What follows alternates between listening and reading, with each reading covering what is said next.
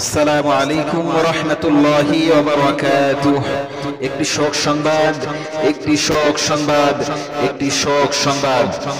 বাংলাদেশের ঐতিহ্যবাহী সারসিনা দরবার শরীফের পীর সাহেব কিবলা মুসাদ্দিদে জামান কুতুবুল আলম আমির শরিয়ত আমির তরিকত আমির হিজবুল্লাহ আলহাজ হযরত মাওলানা শাহ সুফি মুহিবুল্লাহ সাহেব গত রাত 2:11 সময় রাজধানী সেন্ট্রাল হাসপাতালে চিকিৎসাধীন অবস্থায় ইন্তেকাল করিয়াছেন।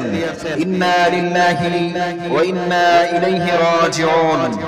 হুজুরের জানাজা আগামীকাল বৃহস্পতিবার 18 জুলাই বিকাল 3টার সময় সারসিনা দরবার শরীফে অনুষ্ঠিত হইবে।